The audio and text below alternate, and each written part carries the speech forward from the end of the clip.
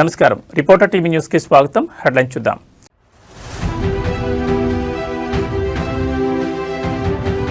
Parliament budget సమావేశాలు ప్రారంభం. రాష్ట్రపతి ద్రౌపది ముర్ము ప్రసంగంతో మొదలు.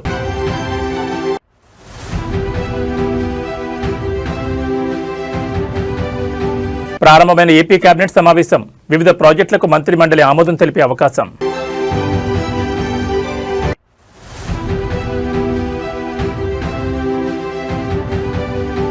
మహారాష్ట్ర డిప్యూటీ సీఎం అజిత్ పవార్ దుర్మరణం. బారామతిలో ల్యాండ్ అవుతుండగా విమానం క్రాష్.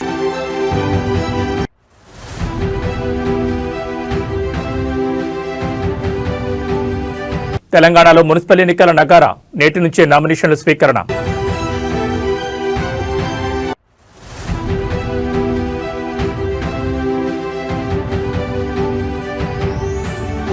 తెలంగాణ కుంభమేళాకు వేళాయే.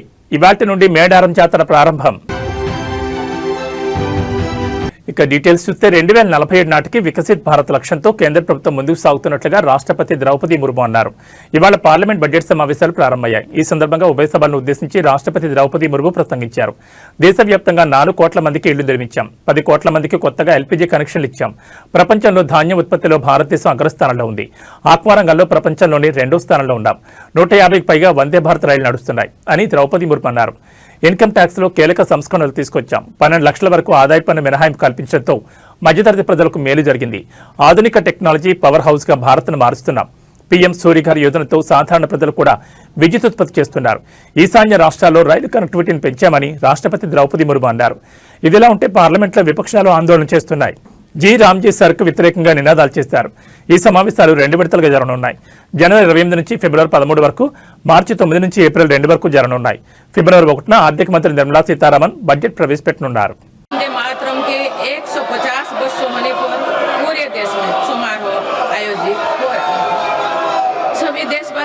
इस महान प्रेरणा के लिए ऋषि बंकिम चंद्र चट्टोपाध्याय जी को नमन कर रहे हैं।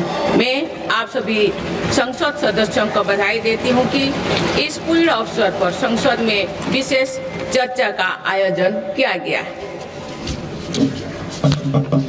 माननीय सदस्यगण, इसी दौरान देशवासियों ने श्री गुरु तेग बहादुर जी का 350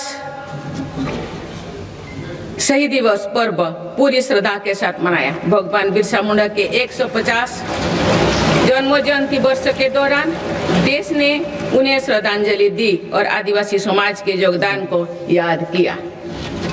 सरदार पटेल की 150वीं जन्म जयंती से जुड़े आयोजन ने एक भारत श्रेष्ठ भारत के भाव को मजबूत दी। सभी देशवासी इस बात के भी साक्षी बने कि कैसे भारत रत्न भूपेन हजारिका की जन्म शताब्दी के समारोह सूर और देश का एकता के भाव से भर दिया गया है। जब देशवासी अतीत के ऐसे महान पड़ावों और अपने पूर्वजों के महान योगदान को याद करते हैं तो नई पीढ़ी के प्रेरणा मिलती है। ये प्रेरणा विकसित भारत के और हमारी यात्रा के ओर गति देती है।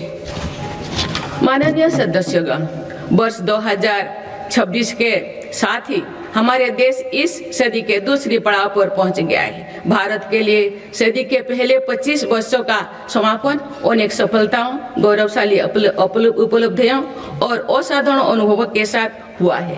बीते 10-11 वर्षों में भारत ने हर क्षेत्र में अपनी नींव मजबूत की है। ये वर्ष 2047 तक विकसित भारत की तेज यात्रा का बहुत बड़ा आधार है। माननीय सदस्यगण, बाबा साहेब अम्बेडकर ने हमेशा समानता और सामाजिक न्याय पर जोर दिया। हमारे संविधान भी हमें यही प्रेरणा देता है। सच्चा सामाजिक न्याय यानी देश के हर नागरिक को उसका पूरा हक मिले, बिना किसी भेदभाव से मिले। मेरी सरकार सच्ची सामाजिक न्याय के लिए समर्पित है और इसी का नतीजा है कि पिछले 1 दशक में 25 करोड़ देशवासी गरीबी को हराकर गरीबी से बाहर निकल के सरकार के तीसरे कार्यकाल में गरीबों को सशक्त करने के लिए अभियान और तेजी से आगे बढ़ा है। पिछले 1 दशक में गरीबों के 4 करोड़ पक्के घर बने। बीते 1 वर्ष में 32 लाख नए घर गरीबों के को मिले। जीवन मिशन के 5 वर्षों में 12.5 करोड़ नए परिवारों तक पाइप से पानी पहुंचाया गया है। बीते 1 वर्ष में करीब 1 करोड़ नए परिवार तक नल से जल की सुविधा पहुंची। उज्ज्वला योजना के माध्यम से अब तक 10 करोड़ से ज्यादा परिवारों को एलपीजी कनेक्शंस मिले हैं और ఏపీ ముఖ్యమంత్రి చంద్రబాబు నాయుడు అధ్యక్షతన ఏపీ కేబినెట్ సమావేశమైంది. అమరావతి వెలగపూడిలోని సచివాలయంలో కీలక సమావేశం జరుగుతోంది. రాష్ట్ర సర్వతోముఖ అభివృద్ధి లక్ష్యంగా జరుగుతున్న ఈ సమావేశంలో సుమారు 35కు పైగా కీలక అంశాలపై అజెండాను రూపొందించినట్టు తెలుస్తోంది. ప్రధానంగా రాబోయే అసెంబ్లీ బడ్జెట్ సమావేశాల షెడ్యూల్ ఖరారుతో పాటు రాష్ట్ర బడ్జెట్ రూపకల్పన, సంక్షేమ పథకాలకు నిధుల కేటాయింపుపై ఈ సమావేశంలో సుదీర్ఘంగా చర్చిస్తారని సమాచారం. ముఖ్యంగా రాజధాని అమరావతి నిర్మాణ పనులు వేగవంతం, కొత్త పరిశ్రమల స్థాపన కోసం వివిధ సంస్థలకు భూ కేటాయింపులు, పాలనాపరమైన సంస్కరణలపై కేబినెట్ పలు కీలక నిర్ణయాలు తీసుకోనుంది. ఇటీవలి ముఖ్యమంత్రి దావోస్ పర్యటనలో కుదిరిన పెట్టుబడుల ఒప్పందాల అమలుపై కూడా మంత్రివర్గం చర్చించనుందని అధికార వర్గాలు తెలిపాయి. అయితే రాజకీయంగా ప్రాధాన్యం ఉన్న ఢిల్లీ పర్యటన కారణంగా డిప్యూటీ సీఎం పవన్ కళ్యాణ్ ఈ సమావేశానికి హాజరు కాలేకపోయారు. రాష్ట్ర భవిష్యత్తును దృష్టిలో ఉంచుకుని తీసుకునే ఈ నిర్ణయాలు ఏపీ రాజకీయ, ఆర్థిక ముఖచిత్రంలో అత్యంత కీలకం కానున్నాయని విశ్లేషకులు అంటున్నారు.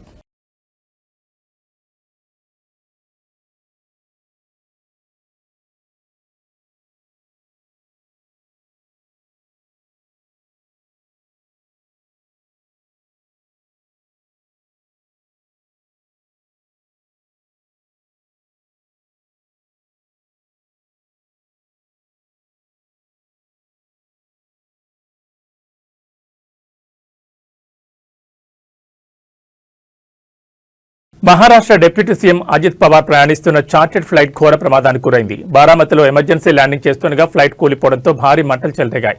ప్రమాదంలో అజిత్ పవార్ సహా 6 మృతి చెందినట్లు డీజీసీఏ ప్రకటించింది. మృతుల్లో 2 పైలట్లు ఉన్నట్టు తెలిపింది. బారామతిలో జిల్లా పరిషత్ ఎన్నికల ప్రచారంలో భాగంగా ఈ రోజు మధ్యాహ్నం నిర్వహించే బహిరంగ సభలో పాల్గొనేందుకు వెళ్తుండగా చార్టెడ్ ఫ్లైట్లో సాంకేతిక లోపం తలెత్తడంతో ఎమర్జెన్సీ ల్యాండింగ్ చేస్తున్న సమయంలో విమానం క్రాష్ అయినట్టు తెలుస్తోంది. బుధవారం ఉదయం 8:45 విమానం కూలిపోగా వెంటనే భారీ మంటలు చెలరేగి అందులో ప్రయాణిస్తున్న వారంతా అక్కడికక్కడే దుర్మరణం చెందారు. అజిత్ పవార్ మరణవార్త తెలుసుకున్న ఆయన కుటుంబ సభ్యులు ఢిల్లీ నుంచి బారామతికి బయలుదేరారు. అజిత్ పవార్ మృతి పట్ల మహారాష్ట్ర సీఎం దేవేంద్ర ఫడ్నవీస్, ఇతర మంత్రులు దిగ్భ్రాంతి చెందారు. ఆయన కుటుంబానికి ప్రగాఢ సానుభూతిని ప్రకటించారు.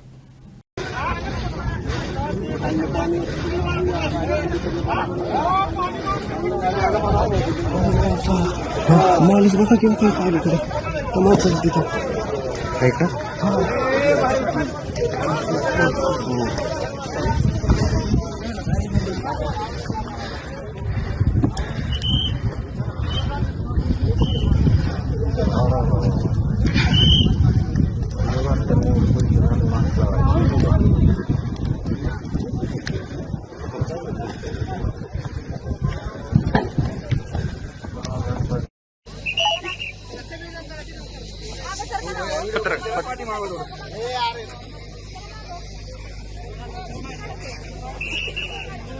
డిప్యూటీ సీఎం పవన్ కళ్యాణ్ ప్రస్తుతం ఢిల్లీ పర్యటనలో ఉన్నారు. తన పర్యటనలో భాగంగా పలు కీలక సమావేశాలకు ఆయన హాజరు కానున్నారు. ఏపీ రాష్ట్ర అభివృద్ధి లక్ష్యంగా కేంద్ర హోంశాఖ మంత్రి అమిత్ షా, కేంద్ర రైల్వే శాఖ మంత్రి అశ్విని వైష్ణవ్తో ప్రత్యేకంగా భేటీ కానున్నారు. తన భేటీలో భాగంగా రాష్ట్రానికి సంబంధించిన పలు పెండింగ్ ప్రాజెక్టులు, విభజన హామీల అమలు, రైల్వే కనెక్టివిటీకి సంబంధించిన అంశాలపై ప్రధానంగా చర్చించనున్నారు. ముఖ్యంగా ఏపీ ఆర్థిక పరిస్థితి, శాంతి భద్రతలు, మౌలిక సదుపాయాల కల్పనలో కేంద్ర సహకారం కోరనున్నారు. పిఠాపురం నియోజకవర్గంతో పాటు రాష్ట్ర రవాణా రైల్వే ప్రాజెక్టుల వేగవంతంపై అశ్విని వైష్ణవ్తో చర్చలు జరపనున్నట్లు అధికార వర్గాల వారు పేర్కొన్నారు. రాష్ట్ర ప్రయోజనాలే పరమావధిగా సాగుతున్న ఈ పర్యటన అటు రాజకీయంగా, ఇటు అభివృద్ధి పరంగా అత్యంత ప్రాధాన్యత సంతరించుకుందని కూటమి నేతలు అంటున్నారు. కేంద్రం నుంచి ఆశించిన నిధులు, సహాయ సహకారాల సాధనలో ఈ భేటీలు కీలక పాత్ర పోషిస్తాయని విశ్లేషకులు భావిస్తున్నారు.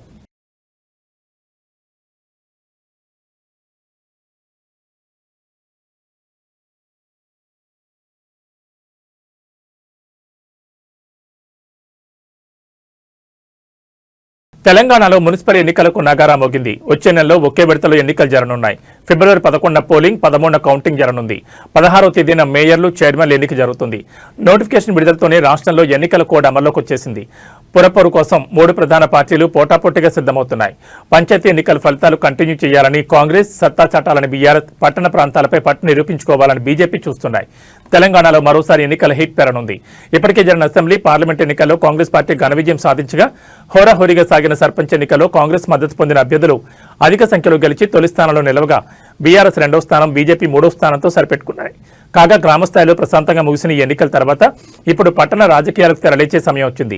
తెలంగాణలో మున్సిపల్ ఎన్నికల నగారా మోగింది. రాష్ట్రంలో 116 మున్సిపాలిటీలు 7 కార్పొరేషన్లకు ఎన్నికల నోటిఫికేషన్ విడుదలైంది. ఇందుకు సంబంధించి నేటి నుంచి నామినేషన్ల స్వీకరణ మొదలు కానుంది. ఫిబ్రవరి 11వ తేదీన ఓటింగ్ జరగనుంది. 13వ తేదీ ఉదయం 8 గంటల నుంచి కౌంటింగ్ ఉంటుంది. నేటి నుంచి ఆయా మున్సిపాలిటీలు కార్పొరేషన్లలో నామినేషన్ల స్వీకరణ ప్రారంభమవుతుంది. జనవరి 30 నామినేషన్లకు చివరి తేదీ. జనవరి 31న నామినేషన్ల పరిశీలన ఉంటుంది. ఫిబ్రవరి 1న స్కూటనీపై అభ్యంతరాలు స్వీకరిస్తారు. ఫిబ్రవరి 2న అభ్యంతరాలపై తుది నిర్ణయం తీసుకుంటారు. ఫిబ్రవరి 3 నామినేషన్లకు ఉపసంహరణకు చివరి తేదీ. అదే రోజున ఎన్నికల్లో పోటీ చేసే అభ్యర్థుల తుది జాబితాను ప్రకటిస్తారు.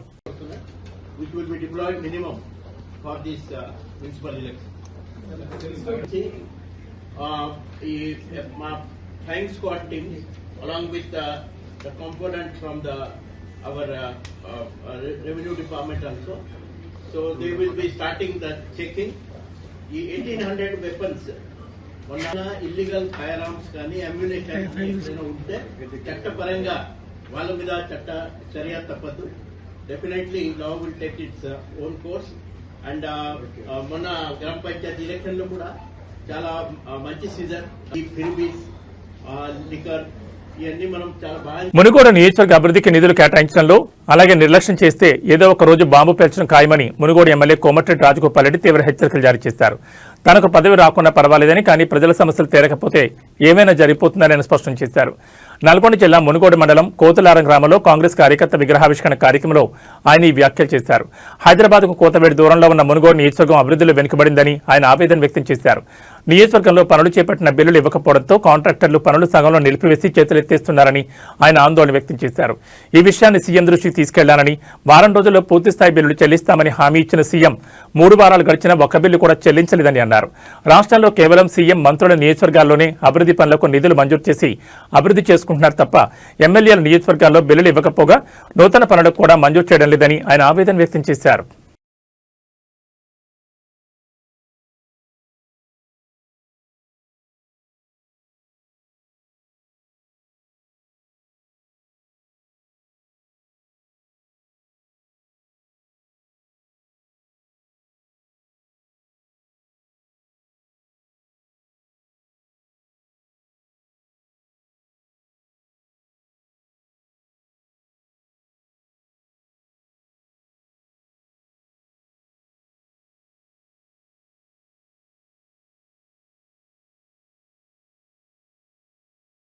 అడవి తల్లి బిడ్డల ఆత్మగౌరవ ప్రతీక, ఆసియాలోని అతిపెద్ద గిరిజన పండుగ అయిన మేడారం సమ్మక్క సారలమ్మ మహాజాతర నేడు అత్యంత వైభవంగా ప్రారంభం కానుంది. నేటి నుంచి జనవరి 31 వరకు 4 రోజుల పాటు ఈ జాతర కొనసాగనుంది. తెలంగాణతో పాటు ఆంధ్రప్రదేశ్, మహారాష్ట్ర, ఛత్తీస్గఢ్, ఒడిశా వంటి పొరుగు రాష్ట్రాల నుంచి సుమారు 3 కోట్ల మంది భక్తులు తరలివస్తారని ప్రభుత్వం అంచనా వేస్తోంది. జాతర తొలి రోజైన బుధవారం సాయంత్రం 6 గంటలకు మేడారం పరిసర ప్రాంతాల్లో ఆధ్యాత్మిక కోలాహలం మొదలవుతుంది. కన్నెపల్లి నుంచి పూజారులు సారలమ్మను గద్దెపైకి తీసుకొస్తారు. అదే సమయంలో కొండాయి నుంచి గోవిందరాజును, పునుగొండ్ల నుంచి పగడిగిద్దరాజును మేడారంలోని గద్దెలపైకి తీసుకొచ్చి ప్రతిష్ఠించడంతో జాతర అంకురార్పణ జరుగుతుంది. రేపు సాయంత్రం చిలకలగుట్ట నుంచి కుంకుమ భరణ రూపంలో సమ్మక్క తల్లి గద్దెపైకి చేరుకోవడంతో జాతర తారాస్థాయికి చేరుకుంటుంది. జాతర అధికారికంగా నేడు ప్రారంభమైనప్పటికీ గత వారం రోజులుగానే మేడారం జనసంద్రమైంది. జంపన్న వాగు వద్ద భక్తులు పుణ్యస్నానాలు ఆచరించి మొక్కులు చెల్లించుకుంటున్నారు. ప్రస్తుతం మేడారం పరిసర ప్రాంతాల్లో ఇసుక వేస్తే రాళ్లంతా జనం కనిపిస్తున్నారు. భారీగా వాహనాలు తరలివస్తుండటంతో బుధవారం వేకుజామునే సుమారు 4 కిలోమీటర్ల మేర ట్రాఫిక్ నిలిచిపోయింది. దీంతో పోలీసులు రంగంలోకి దిగి పరిస్థితిని సమీక్షిస్తున్నారు.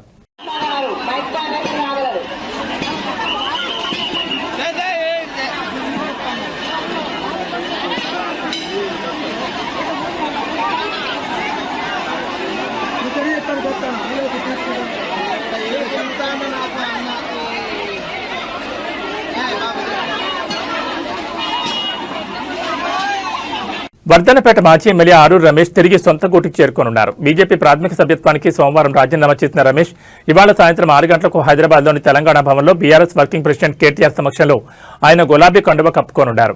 వర్ధనపేట మున్సిపల్ ఎన్నికల వేళ ఆరూరు రమేష్ తిరిగి బీఆర్ఎస్ పార్టీలో చేరనుండడంతో రాజకీయ ప్రాధాన్యం సంతరించుకుంది.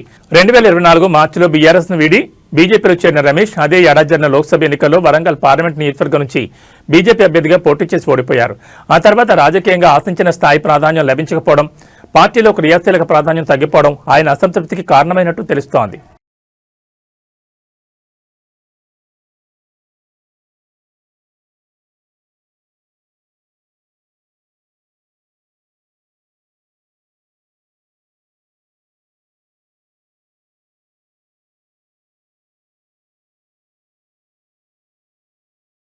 మేడ్చల్ జిల్లాలో మున్సిపల్ నగారం మోగడంతో అధికార ప్రతిపక్ష పార్టీల మధ్య పోరు ముదిరింది. మాజీ మంత్రి మేడ్చల్ ఎమ్మెల్యే మల్లారెడ్డి యల్లంపేట మున్సిపాలిటీ పరిధిలోని అభ్యర్థుల తరఫున ప్రచారం అమలు చేశారు. యల్లంపేట కౌన్సిలర్ అభ్యర్థులను భారీ మెజార్టీతో గెలిపించాలని ఆయన ఓటర్లను అభ్యర్థిస్తున్నారు. యల్లంపేటతో పాటు మూడుచింతలపల్లి, అలియాబాద్ మున్సిపాలిటీలో కూడా బీఆర్ఎస్ జెండా ఎగురవేయడమే లక్ష్యంగా ఆయన ప్రణాళికలు సిద్ధం చేశారు. అభ్యర్థుల ఎంపికలో స్థానిక నాయకులు, కార్యకర్తల అభిప్రాయాలకు ప్రాధాన్యమిస్తామని, అందరూ కలిసికట్టుగా పనిచేయాలని ఆయన పిలుపునిచ్చారు.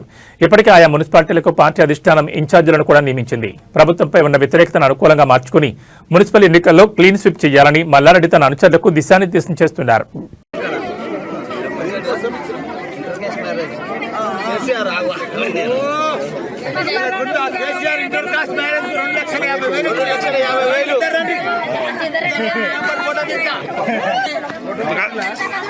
ఇంటర్ కాస్ట్ మ్యారేజ్ కు కేసీఆర్ గారు 2,50,000 ఇచ్చిండు. ఆ రోజు మంచిగా వాళ్ళు పెళ్లి చేసుకొని మంచిగా వ్యాపారం చేసుకొని మంచిగా కొడుకుని కానీ నింపడంగా ఆశీర్వాదంతో చూసినావా?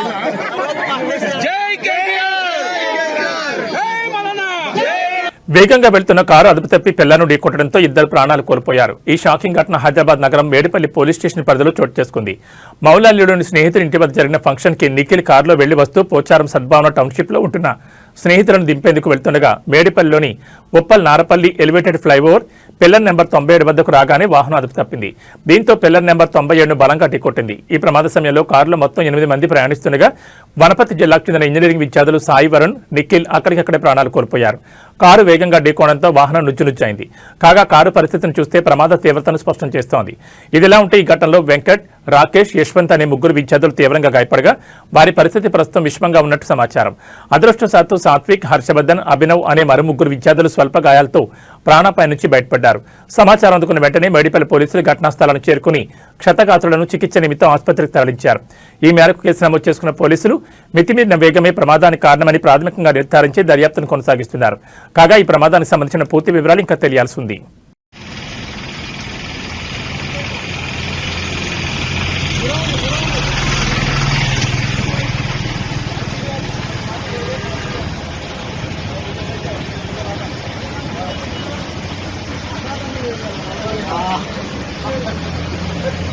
ఓ ఆటో బోల్తా కొట్టడంతో మద్యం సీసాలు రోడ్డున పడిన ఘటన చిత్తూరు జిల్లాలో చోటు చేసుకుంది. పోలీసులు తెలిపిన వివరాల ప్రకారం ఓ ఆటోలో మద్యం సీసాలను తరలిస్తున్నారు.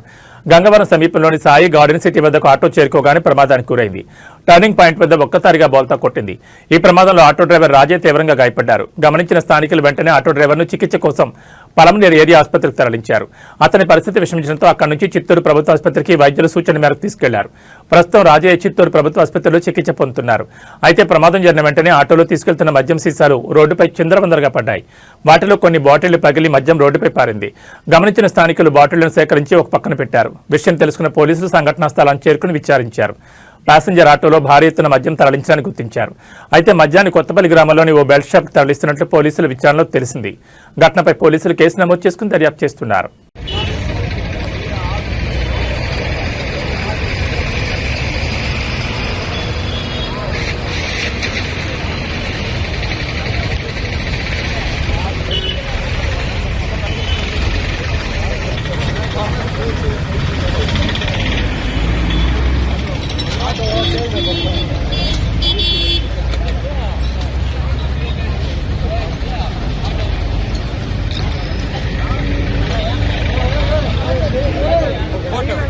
బంగారం, వెండి ధరలు అడ్డు అదుపు లేకుండా పెరుగుతున్నాయి. వెండి ధర అయితే ఊహకంద రీతిలో పెరుగుతూ సామాన్యుడికి షాకుల మీద షాకులు ఇస్తోంది. బుధవారం బంగారం, వెండి ధరలు భారీగా పెరిగి ఆల్ టైమ్ రికార్డు స్థాయికి చేరాయి.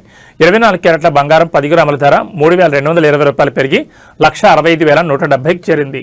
22 క్యారెట్ల బంగారం 10 గ్రాముల ధర 2,950 పెరిగి 1,51,400కి చేరింది. 18 క్యారెట్ల బంగారం కూడా 2,420 పెరిగి 10 గ్రాముల ధర 1,23,880కి ఎగబాకింది. వెండి ధరలు ఊహించని రీతిలో పెరిగాయి. ఇవాళ కేజీ వెండి ధర ఏకంగా 13,000 పెరిగి 4 లక్షలకు చేరింది. 10 గ్రాముల వెండి ధర 4,000 ఉంది. హైదరాబాద్ సహా తెలుగు రాష్ట్రాల్లోని ప్రధాన నగరాల్లో ఇవే ధరలు ఉండనున్నాయి. పెళ్లిళ్లు, శుభకార్యాలకు బంగారం, వెండికి ప్రాధాన్యమిస్తారు. ముఖ్యంగా మన భారతీయ స్త్రీలకు బంగారం అంటే మక్కువ. పెళ్లిళ్లు, ఓణీల ఫంక్షన్ల సమయంలో ఆడపిల్లలకు 10 తులాల పట్టీలు కొనాలన్నా 40,000, 45,000 వరకు ఖర్చు అవుతుంది. వెండి ఈ స్థాయిలో పెరగడంతో ఇప్పుడే ఇలా ఉంటే అసలు మున్ముందు వెండి కొనే పరిస్థితి ఉంటుందా అని ఆందోళన చెందుతున్నారు.